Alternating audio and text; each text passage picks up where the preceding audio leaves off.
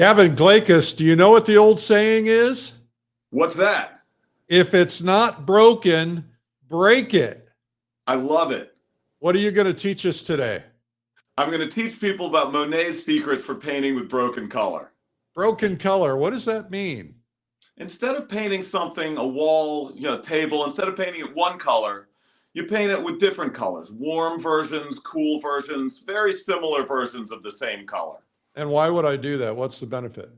It makes life feel more complicated. It makes it feel like light is striking the object from different angles and being reflected off of different things in the room or in the landscape.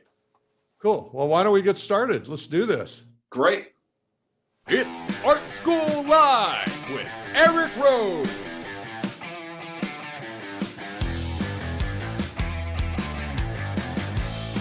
Now, here's your host, Eric Rose.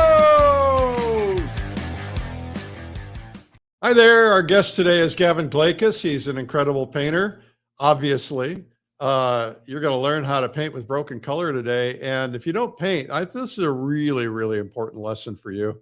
And so we're going to learn a little bit about that. And I'm really thinking we ought to just get right to it. So Gavin, let's bring you back in. And okay, what are we going to paint here today?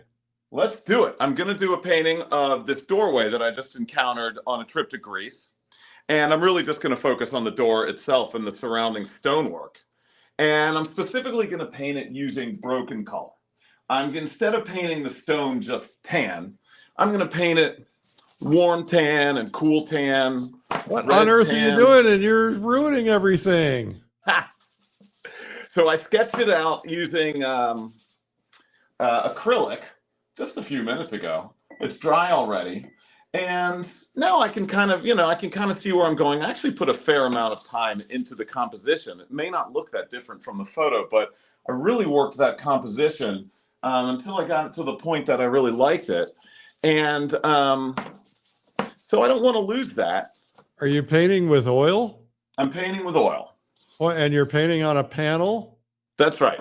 Okay, and the panel would be what? Oil primed? Yes, I put 3 coats of gesso on a masonite panel. Okay, acrylic gesso. That's right. Yeah, because you can't paint acrylic on top of oil primed. Correct.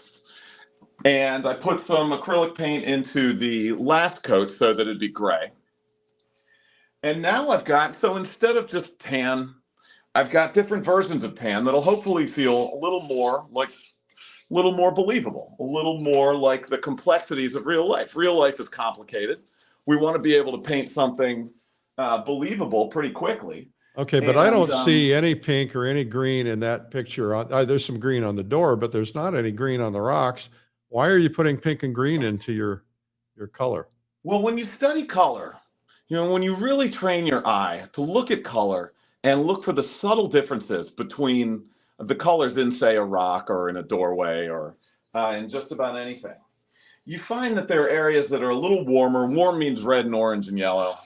Areas that are a little cooler. Cool means blue and green and purple. Even if those differences are really slight, they can make for something that's really interesting and really believable. And so what I like to do, and what my old buddy Monet liked to do, was take those differences and exaggerate them. Did you know Monet personally? Are you that old? You can tell, right? Yeah. Yeah, he and I were good buddies in the last couple of years. He got a little cantankerous towards the end, but you're holding up famously. You're holding up pretty well for that old of a guy. I'm doing my best. I quit smoking when I was really young, so that helped. When you're 13. Yeah, exactly. So instead of just one flat green for the door, if you can have warms, warm greens and cool greens, maybe even like a reddish in there, along with some of these tans, it'll give the doorway a sense of believability. It'll feel complex, even though, I've only put 45 seconds into it so far. And especially for something that's as beat up as this door, this door's got to be at least 200 years old. It won't look brand spanking new. It'll look like it's got a little bit of character to it. So I'm going to get started here. I'll probably just start with the shadows above the door and work into the door and the stonework around it a little bit. I normally when I paint, I don't pre-mix my colors, but today I did just to be a little bit quicker. So I'm going to start with this shadow up here. The interesting thing about this particular scene, we're talking about warm and cool color. That's sort of the whole point of this, is that the sun was shining this day, but this is entirely cast in shadow. The sun's not shining on any part of this scene that I'm painting. And so what that means is that the light source is cooler. The light source is effectively the blue of the sky. And so what that means is that the shadows are going to be warmer. So this shadow, instead of being like, the shadow of this tan, instead of being a grayish, coolish shadow, it's going to be a brownish, warmish shadow. It's closer to orange than it is to, say, blue.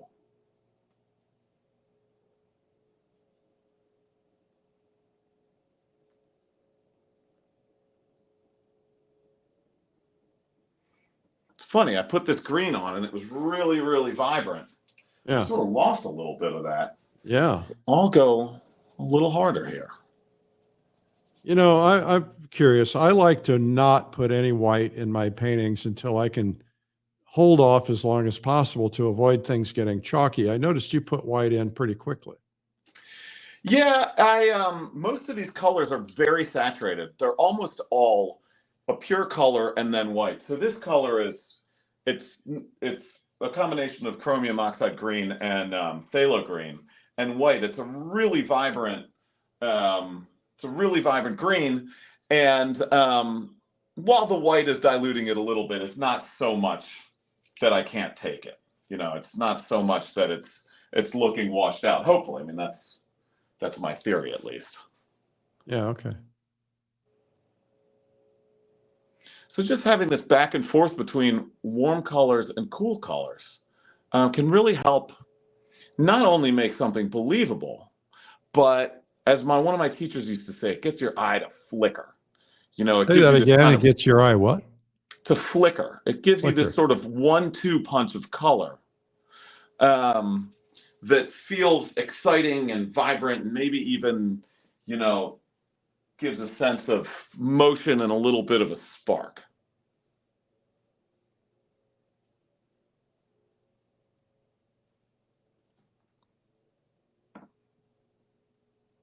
So tell us about your brush. You've got a large flat. Yeah, I'm using a synthetic flat brush. It's a Gray Matters brush by Jack Richardson and Company, and I just adore these brushes. They keep this razor sharp shape. They're great for edges. They're great for blocking in big areas, but in deliberate shapes. They hold their shape forever if you take care of them. I can't say enough about them, and I use them all day, every day. Cool. Well, you did say enough about them. All right. I won't go on and on, but they're helpful.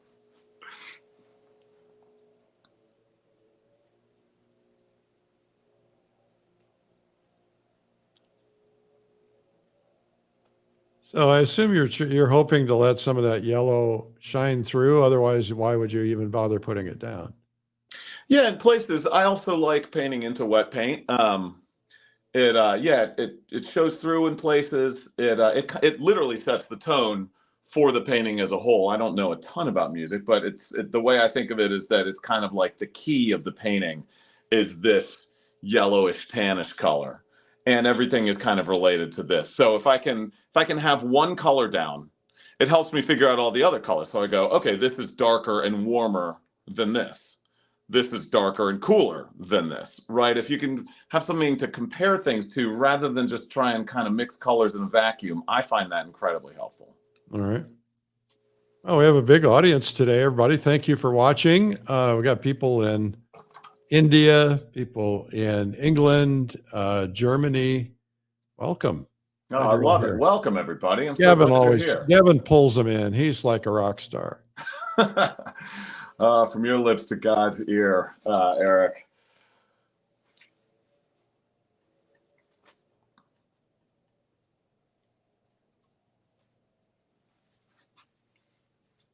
Okay, so now you're putting that blotch of plaster on. Yeah, and I'm also kind of getting into shape before the final match, right? The door is the main thing.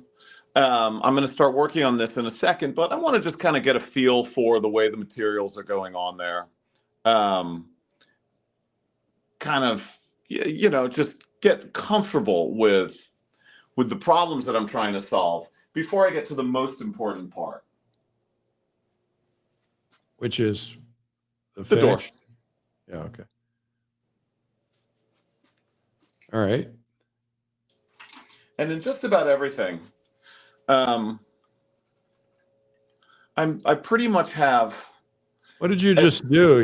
You put some color on your palette knife and then went over the white? I actually wiped off all the paint on my palette knife and scuffed it up a little bit, so that it would feel a little messier, a little grainier, and a little less like brush strokes. I'm going for the graininess of this the stone, and I don't want it to be too perfect. Okay, Shauna is asking, what white is that? Is it Kremitz white? I'm using titanium white. This color is actually purple. So this is pure dioxazine purple and titanium white. What? You're confusing me. It looks white. So you actually mixed a little purple into your white? Tell you what, let me just put down some pure white and you can see the difference. All right. Funny how. Funny. Oh yeah, you're right. Now I can see the purple. Yeah, I'll leave this here. Well, I tell you what, Eric, you can tell me if this is too distracting or if I should leave it to help people see what I'm talking about. I think I'll leave it. It'll confuse everybody who tunes in late. Okay. Well, then that'll train them to tune in on time. Oh, you think I should leave it? I don't care either way. All right. Well, let's get to it here.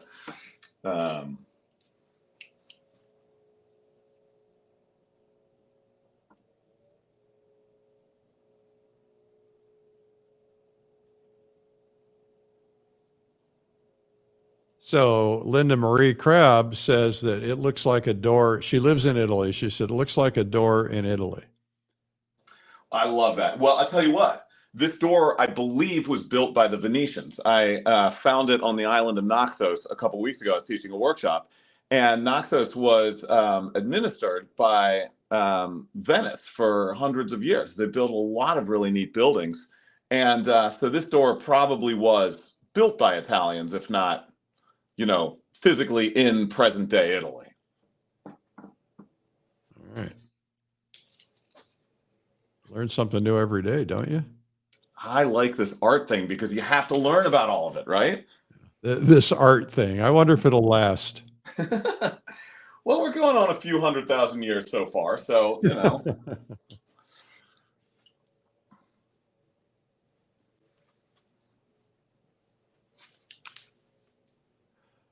Susan asks, well, Gavin, will you talk again about placing warm next to cool and explain what that means? Yeah, so better yet, why don't you demonstrate it? We say that warm colors are, you know, reds and oranges and yellows, and cools are blues and greens and purples. And if you can paint all the local color means the rocks are tan, the door is green, the sky is blue, the stop sign is red, right? That's the local color.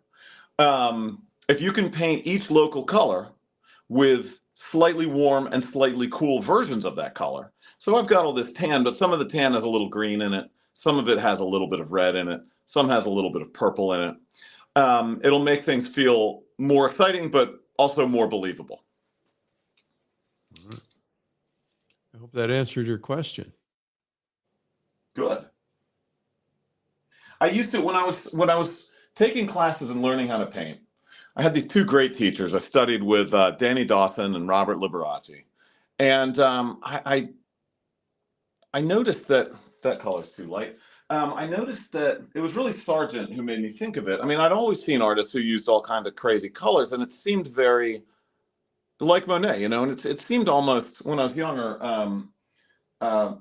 random. You know, like they just threw a bunch of colors into their painting, and I don't know, you know, who knows? But I was looking at this painting of Sargent's, and he had painted somebody in a white suit, and there was all kinds of color in that suit. There was, green, and there was red, and there was purple, and there was brown. I thought, how does he come up with this? And I really started studying that, and I kind of came up with this theory that the reason why almost all the artists that I've ever heard of in my entire life paint this way, you're going back hundreds and hundreds of years, is that for all the reasons that we're saying, that it communicates the complexities of real life, and kind of the sense that light is coming from different angles, and it's striking this thing to different degrees, and we're seeing reflections of light at different angles. And it also, there's another thing that is really important, which is that it ties the whole piece together and makes everything feel like it all exists in the same three-dimensional space. So if you have a tan wall and a green door, and then you want to have a little bit of green in the tan and a little bit of tan in the green. And it does something to our brain where it just feels like everything exists in the same three-dimensional space. Otherwise, I used to have this book of Norman Rockwell's, and Norman Rockwell does this. He paints this way. But in the book was printed in 1946 or something, and it was printed in a way that everything was only one flat color. There was, the guy's shirt was red and the jeans were blue, and there was no blue in the shirt, and there was no red in the jeans, and it felt very false, very flat. Things just felt flat. And the first time I ever did this, I actually was doing it with a wall, and I put, reddish tan next to bluish tan, and it felt like the wall was three-dimensional. It felt like I could touch the wall. I couldn't believe it. It was like this magical trick that happened right in front of my face. And I kind of went, wow. And ever since then, I've been experimenting with this and kind of exploring it. Well, it keeps paintings from being boring. Hopefully. Well, yours are still boring, but most people don't. I was going to say, does it? That's great news. Istanbul, man, I want to go to Istanbul. They're tuning in. Awesome. Oh, I was there earlier this year. I love it there. I was at the Zorn Museum earlier this year in Mora, Sweden, and Zorn had gone to Istanbul, which was at the time called Constantinople, and he did one of his finest watercolor paintings, which was a man rowing across the bay there. And it made me want to go there and paint. So I think you're lucky that you had that experience. I'm going to go visit our reader. I have to check that painting out. It's the most fascinating city. It's absolutely incredible. Yeah. I was doing a master copy of a Zorn watercolor last night. Oh, he is just so great, isn't he? I'm because of Watercolor Live coming up, and because I've learned so much about watercolor, I'm surprised how much I've learned just from watching that thing. And so I'm able to do some pretty decent stuff. Oh, I'll bet. Watercolor Live sounds amazing. It is amazing. Yeah, I love working in watercolor. I don't do it very often, but when I do, I always think to myself, I just need to do this all the time. This is so great. Well, this is the thing. I'm starting to get addicted. I have oils, and it's like, it's a lot of work to put it out. The watercolor, my palette's there. I just start painting. So I love it. Yeah. Hello, Brazil. Welcome.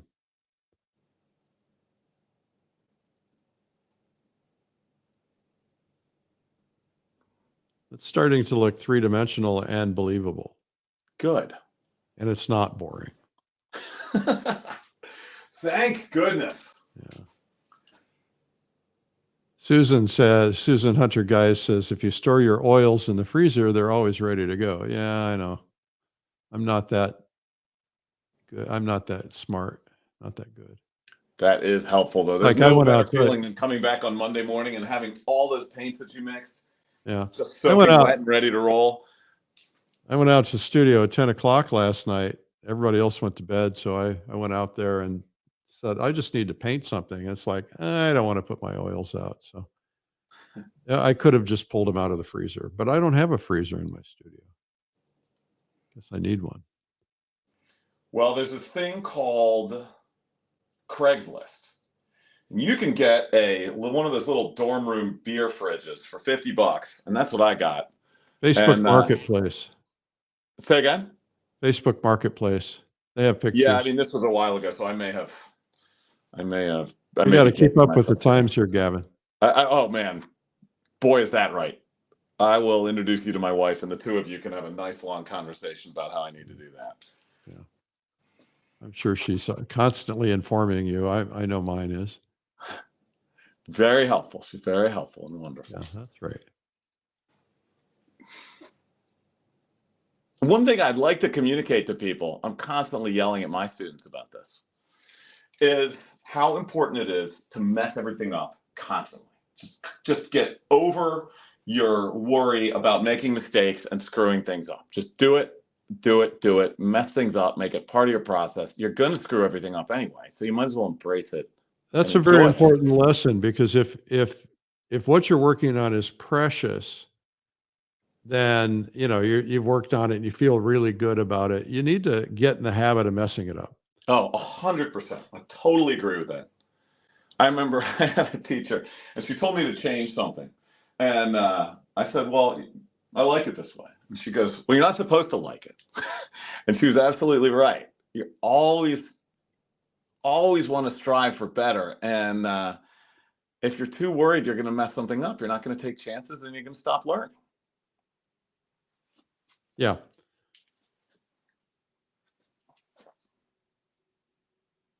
And the goal is to have fun, to play. Oh, yeah, I heard that somewhere. Fun. Yeah. I know they probably don't do that where you live. But. Yeah, DC, it's not known for its fun necessarily, but... Well, it's very entertaining to watch those clowns in Congress. Wait, I'm not allowed to get political. Sorry. Well, I don't think anybody, no matter where you are, I don't think anybody would argue with that statement. Yeah, they're all clowns, no matter which that side characterization. Yeah. Except the ones that I have and will be painting. Those are great statesmen and women, and I have nothing but respect for them. Oh, so you do portraits of congressmen and people like that? Yeah, I've done a fair amount of them, and it's jokes aside, we don't need to talk about this. We should be talking about broken color, but I just love painting portraits because you meet the most fascinating people in the world. Yeah. But let's get away from politics and let's get back to broken color. Let's get back to broken color.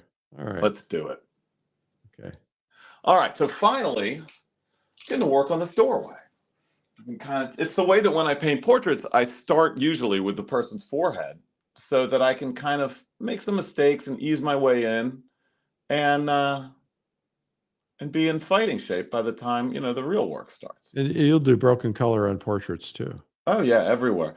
And in portraits, it's when we're painting people, one of the ways that this is kind of manifested is that the cool colors in human skin, at a certain point in about 1480, or maybe it was like 1530 or something like that, somebody, Titian or Michelangelo or somebody, figured out if you put blues and greens in human skin, the person's going to look alive, and if you don't, they're going to look dead or like a mannequin.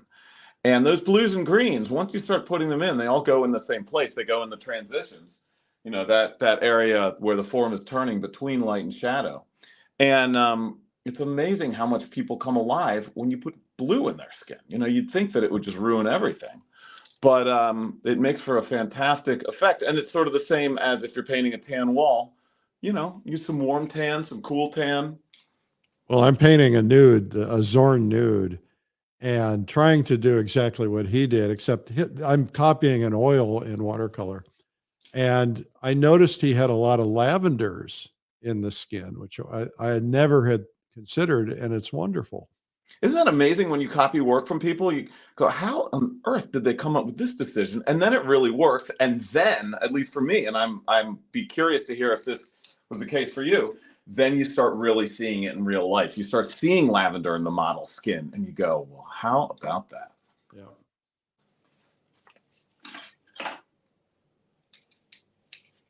It's my new favorite color. I don't have it for oil. I'm going to have to go out and buy it.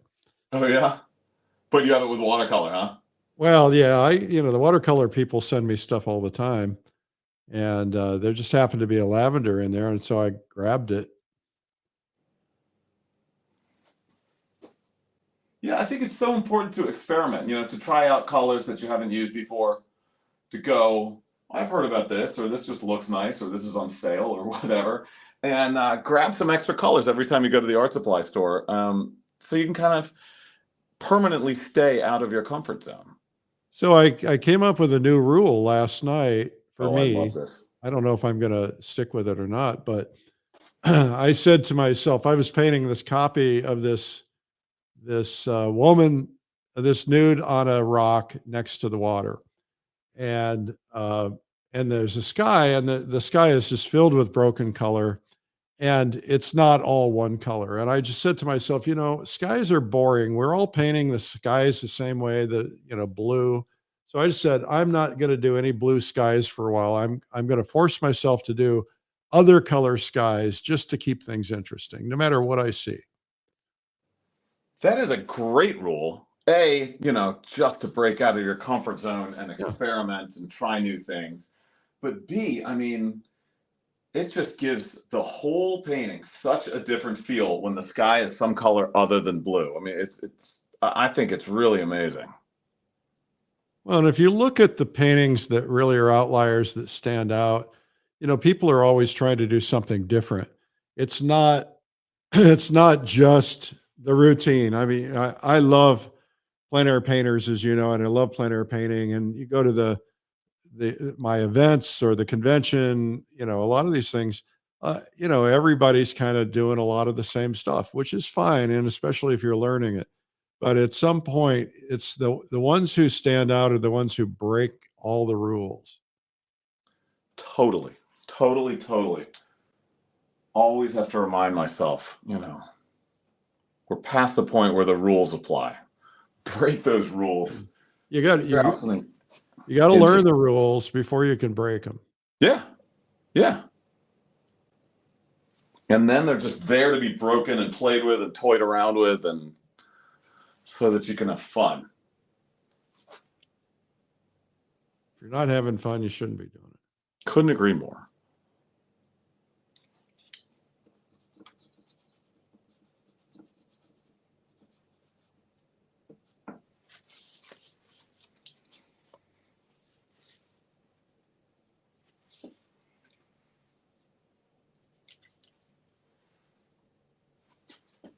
Okay, here's a question from Kathy Zimmerman.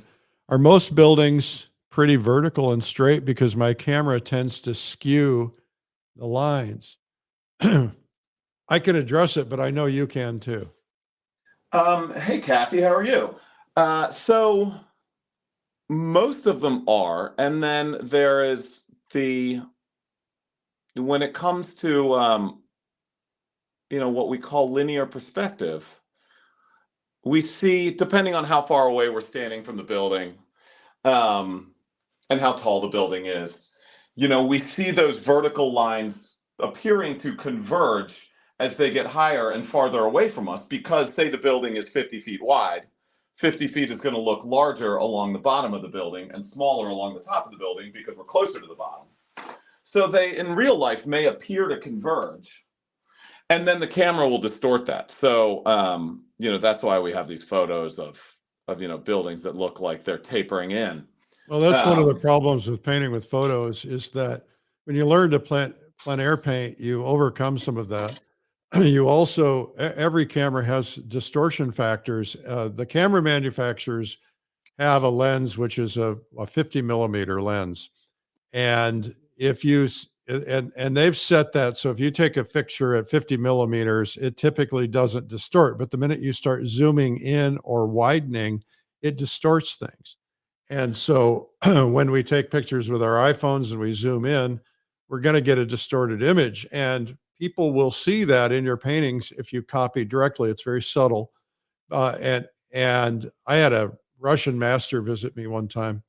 He came to my studio and he said, those 5 paintings down there, he said, you did those in plein air. He said, the rest were all done from photographs. I said, how can you possibly tell?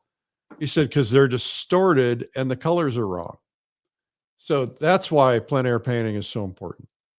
And I really encourage people who are working from photos. There are a million reasons to work from photos, and we all do it. I'm doing it right now, and I'm very proud of myself. But I really encourage people who are working from photos to do as many studies on site as possible. You know, if you have your sketchbook, do just a quick sketch of the building to get all that perspective right, so you're not relying on the photo for perspective. Yeah. Do a color study to get the color right, so you're not relying on the photo for the color. I mean, you know, photos just distort everything, and we want to make our own decisions about how to distort things. We don't want to distort them just because of the way the photo's doing it. Yeah, I'm not anti-photo like some people are. I'm just saying that you need to learn how to deal with them. Yeah, I couldn't agree more. And Well, we're any just having a- information you can get from life, I think, is so important. Okay, so we're going to go to the comments, and everybody in the comments, you need to put your best tips and advice in there so everybody can learn from you too. Hey, Gavin, Yes. why don't you get a drink of water? I'm going to just pop off for a second. Don't paint anymore. We're going to come back to this. Sounds We're great. at a little over the halfway mark, and we're going to come back and then talk about a couple other things. And then, but first, I want to tell everybody that we're celebrating today. Gavin, we need to get the reference photo out of there. Gavin is celebrating because he's got a brand new video out, and it's called Glow. And I want you to see this because I think it's worth seeing. Hi, I'm Gavin Glakas. Welcome to my workshop. In this workshop, we're going to be painting direct sunlight and looking directly into the sun and talking about how to create those effects of aerial perspective, of depth, of blazing warm sunlight that just pervades everything in your painting. And we'll talk a lot about how to control color. Not just how to pursue it and how to try to find the color and mix something that works, but how to take color and just use it for your own ends and explore it and experiment and push it and pull it, and how to use color to really create atmosphere. I think one thing that's really holding students back is really just understanding color, understanding how to take it and use it for your own ends. And I'm going to lay out some really simple questions to ask yourself, which will hopefully get you past the point of just chasing color and trying to find the right color, and get you to the point where color becomes a toy for you to play with, that you can just use and push and pull for whatever ends you're trying to achieve. I think another thing that's really holding students back is a hesitancy to break away from the photograph. So we're going to talk about ways to just use the photograph for your own creative ends and how to make decisions about what to include and what not to include, rather than just trying to reproduce something that may or may not have a lot of artistic merit in its own right. So one of the first decisions I make whenever I'm setting out to paint something is, what's the feel that I want? What's the mood? I don't start with subject matter. I start with that feel. Sometimes I want dark and dangerous. Sometimes I want glorious and optimistic. And in this one, we're going to be painting direct sunlight. I want to really explore how warm, how optimistic, how positive it can feel. We're going to talk about all of the steps we can take, the tangible steps we can take to really infuse the painting with warmth, both in terms of color and in terms of emotion. I think that anybody who's encountered all the problems that I've encountered in learning how to paint would be the perfect fit for this workshop. Anybody who's ever had trouble with color, anybody who's had trouble with depth, anybody who's had trouble trying to get their painting to really exude the feeling that they have. We say to ourselves, I want my painting to feel like this. I want it to really communicate this, and then we don't quite get there. I'm going to talk about all of the tangible steps we can take to get our paintings to have mood, to really, really communicate a feel.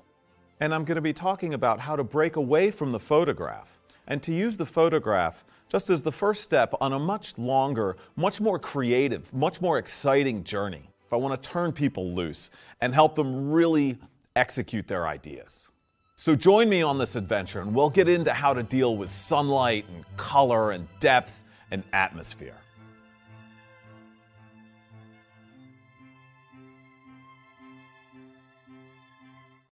Well, today's a big day because it is the release of Glow, Creating Depth, Atmosphere, and Vibrant Sun with Gavin Glakas, and that's available at painttube.tv. If you don't know this, painttube.tv is over 600 or 700 art instruction courses, in-depth courses filmed in high definition by professionals, unlike what you're seeing today, which is iPhone stuff. But anyway, go to painttube.tv. Today's a good day to go there too, because we extended our Black Friday to the end, which is tomorrow. So Gavin also has on there another video called Painting the Night, which is a nocturne painting and getting the glow in the nighttime painting.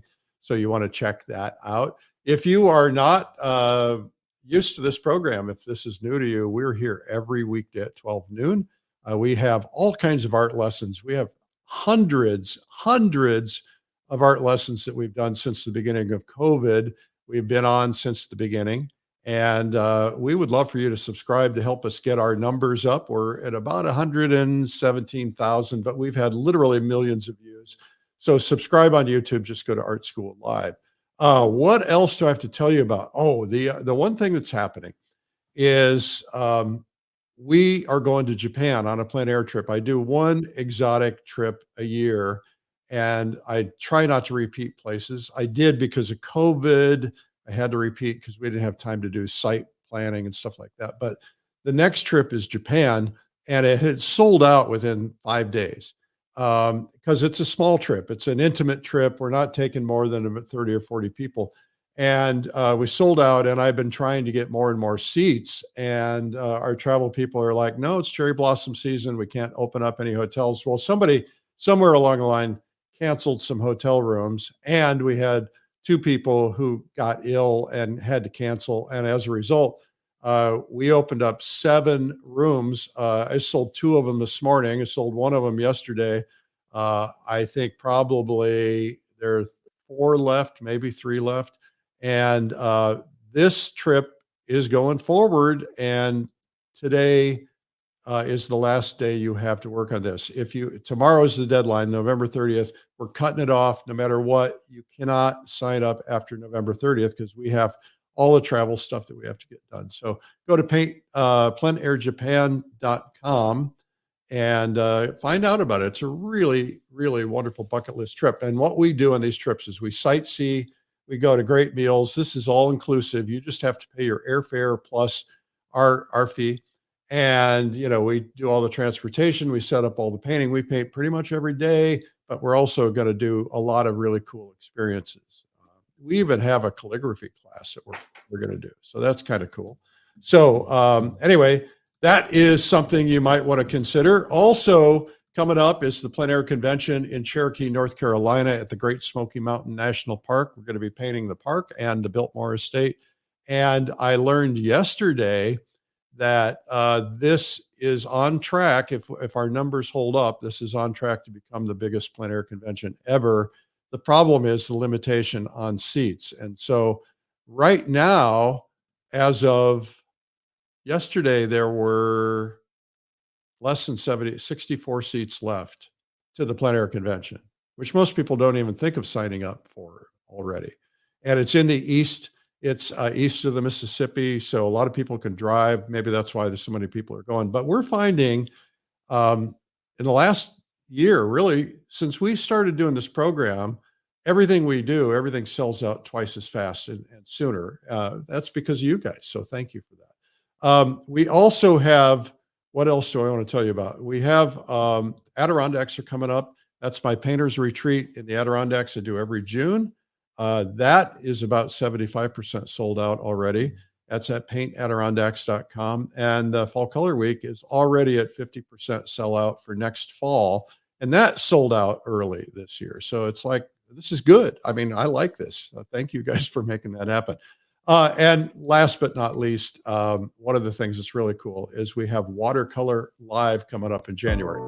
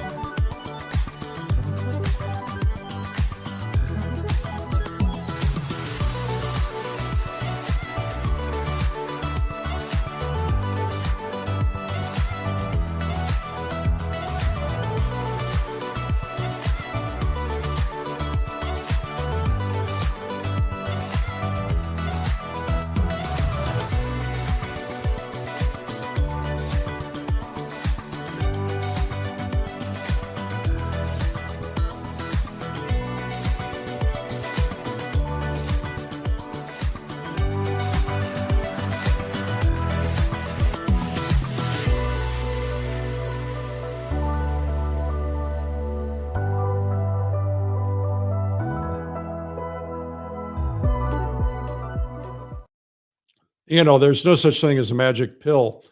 When you're learning to paint, painting is hard. There's no question. But one of the things we discovered about Watercolor Live and some of the other events that we do is when you watch in a concentrated fashion, in other words, 3 days, 4 days, whichever you choose, um, when you immerse yourself, it's like jumping into a swimming pool. You just get covered in instruction and you're getting the techniques of 25, 30 of the top watercolor masters in the world. And you're getting a lot of repetition of concepts, but everybody does things a little differently. And when you watch that stuff, you absorb it, even though you don't realize you're absorbing it. And I was saying to Gavin earlier that I am copying some watercolors from Zorn did. I did 2 watercolor copies this week. And I'm trying to figure out how Zorn did some of the things that he did. And a lot of them are just coming to me. I looked at the watercolor paintings I did 2 years ago, 3 years ago, and they're like really, really awful. I mean, really awful. And, you know, I'm not necessarily showing this stuff to anybody yet, but they have improved 300-400%.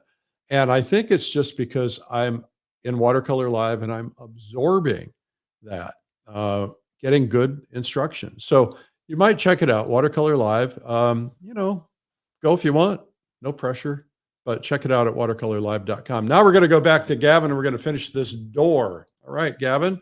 All right, let's Ready? do it. Let's All right. do it.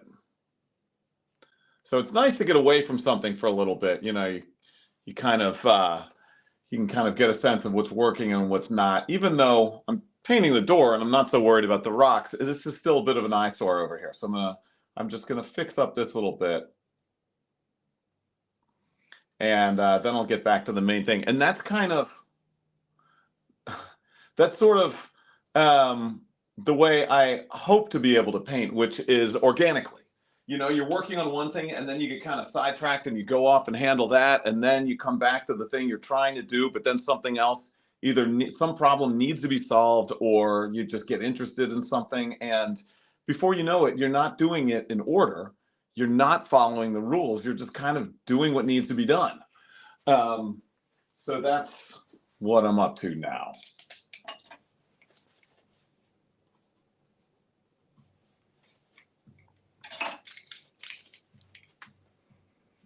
I love painting these old buildings because nothing's uniform. You know, the stones aren't the same size, the walls aren't really straight. You know, it's all just sort of a big disaster, and that makes the painting of it really fun, and the mistakes not as noticeable.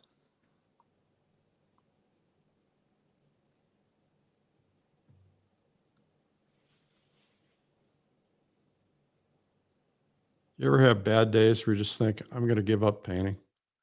Oh, so many, so many. Not that I'm going to give up, but just after all this time, how is this still the case? You know, that's more like it. Like, have I learned nothing in all of these years? Well, you know, what I find is if I don't paint every day and I get away from it, I start forgetting things. I mean, they come back pretty quickly, but it's like, why did I forget to put that? You know, I know better than to do that, but I still do those things. Yeah, it's amazing how much you have to stay in shape. You know, it's like working out every day, right? You don't lift your weights and get your cardio, your body's going to fall apart fast. I'll just say yes and agree with you. I don't work out every day, but it's on my list of things that I'm going to start doing. So yeah, well, while you're your age, start doing it now. My friend he's got this trainer, and this friend of mine is about 80, and his trainer said, why didn't you start working out 30 years ago? He says, I didn't need it. Yeah. I work out every single day, 7 days a week. Well, 6 days a week, weights, cardio. And I work hard at it. Good for you. I need to. I lost 41 pounds doing it. My gosh. Everybody's like, are you sick? You look a little thin.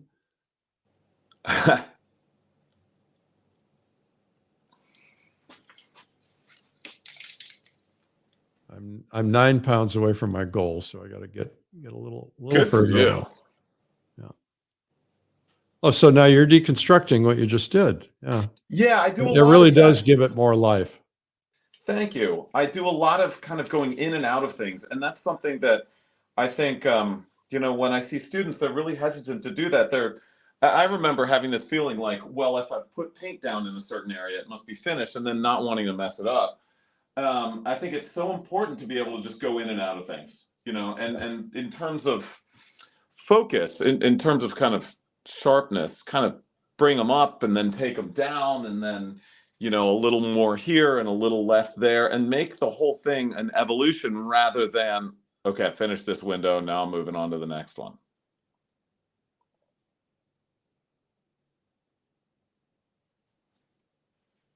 So talk about lines.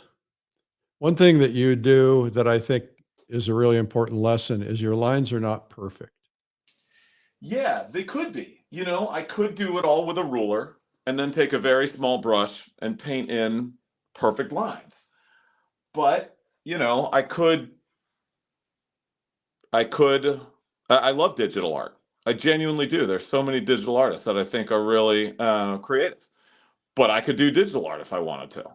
I could sit and play video games all day long if I wanted to. The thing that I think is so fascinating about all of art and all of life is the kind of the human touch. I'm not interested at all in paintings that are really perfect or that don't have a real human element to them. Not just in terms of kind of the mistakes that we find. I mean, even in songs, where you can hear the guy kind of hit the wrong note on the guitar or whatever it is, or warming up before the song or something. I just love that human element to just about everything. I mean, there's nothing better than watching a skit on Saturday Night Live or whatever, where everybody starts laughing and they can't control themselves. And I love seeing artists' mistakes, and I love being able to interpret, if you're at the National Gallery and you're looking at Sargent or whoever, and where you can see a decision that they made kind of on the spot. You can see them move something over a little bit, or you can see them mess something up and then correct it. I actually own a painting by a Greek artist that my grandfather left to me, that where I can tell. I don't think I think you'd have to be an artist to be able to tell, but I can tell he messed up his signature and that he re-signed it, which I love, because that happens to me 80% of the time. Yeah, me too. Does it good. Well, one thing Richard Schmid taught me, I was there painting with him one day, and he likes to have one real good crisp edge if he's doing architecture to draw the eye. And, he'll take his palette knife and make this perfect edge, but at the same time, he'll then go in there and he'll mess it up a little bit because he doesn't want it'll draw the eye too much if it's too perfect. Yeah, I learned so much about edges from him, and really, really from him, I learned what I kind of think of as that nothing is the same. If you're looking at the top of the window, you don't notice the bottom of it. If you're focused on the gate, you're not really noticing the tree. Everything exists kind of organically, and our attention to it exists sort of organically. And so that's why I like imperfect paintings and imperfect edges and imperfect everything. I mean, I just the perfect paintings. Some Some of them are really wonderful. some of them are really wonderful. So, Gavin, we're going to wrap in about 5. Oh gosh, I'm not done with this doorway. Well, you're not even close. You're not even close to done. That's because we're talking too much. I'm having fun. Yeah. Are you using a medium? No, I'm not. When I first blocked in the tan, I used a little bit of solvent, but a very little bit. Okay, well, we at least know how you're going to do those panels in the door. That's pretty cool. You are a perfectionist. Yeah, it's, I like to get it right. And I don't know what right is when I'm working on it. So sometimes it takes a little messing around. Yeah.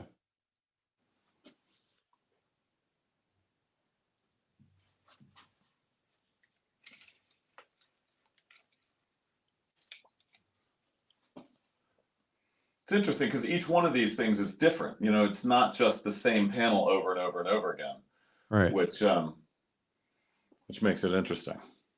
Yeah. But yeah, I mean, that's why because I paint a lot of architecture, and that's why I love these brushes. Is that you can do this with these brushes. They're so razor sharp. They're just great. Yeah. We put a link to them in the chat. Oh, good. I'm glad. I want to tell everybody that we have a free gift for you today. If you've tuned in for the first time, it's a 97 Incredible Art Secrets from the world's finest artists. It's a sample video of the hundreds that we've done, 97 of them to be specific. It's really good. It's a few hours long. It's free for you. Just go to 97artsecrets.com/free. Can you get that? 97artsecrets.com/free.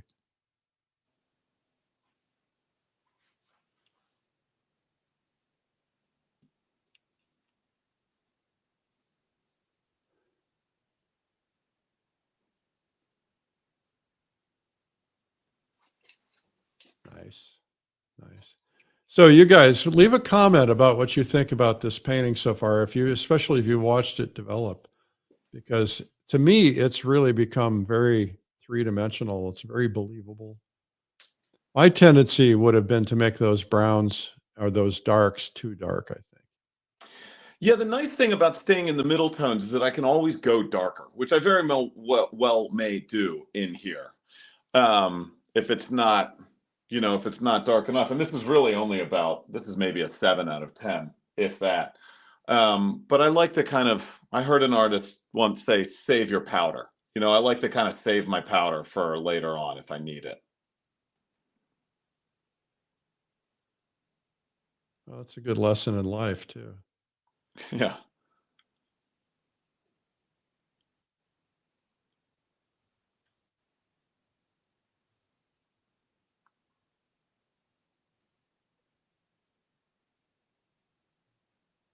A lot of positive comments in the comments section. I forgot to mention for people who are new that we actually have a gift.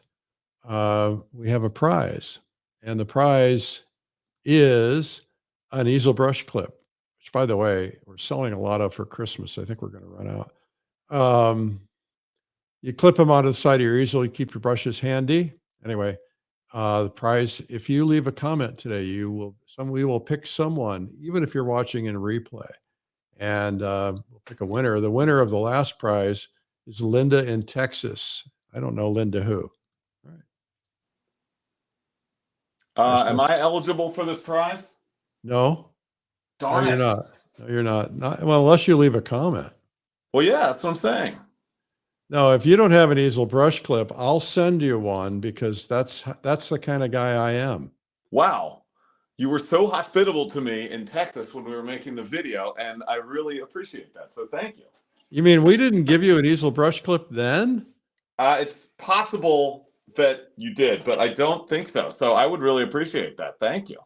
Oh yeah. Well, it's like I was out painting one day in the Adirondacks, and it was kind of a wet, rainy-ish day, and my brushes fell off. Even though I have a tray that's got little brush holder things on it, my brushes kept falling off. I'd bump it and they'd fall off, and I had my good brushes get muddy. I thought, nah, we got to come up with something better. And my easel came with this brush cup, which is, I don't know, it just doesn't feel right to me. I wanted them right there at my eyesight. So, and the other thing is I wanted to be able to clip on right at my eyesight. So a lot of people do is they use them now to stabilize their umbrellas too. So anyway, that was where I came up with the idea. And I have a new idea for a new product I'm working on. Actually, 2 of them. Can you share with us, or do we have to wait? You have to wait because it's such a unique idea. It's so obvious, and it's something that everybody's going to go, oh, duh. Somebody should have thought of that 20 years ago. And but if I got to protect it first, get a patent on it, and find a manufacturer. So, Well, if you need a test audience of artists to test it Yeah. out. Yeah. Okay. Good idea. I thought you were going to offer investment capital. Oh yeah, I got plenty of that too. So maybe you and I should talk.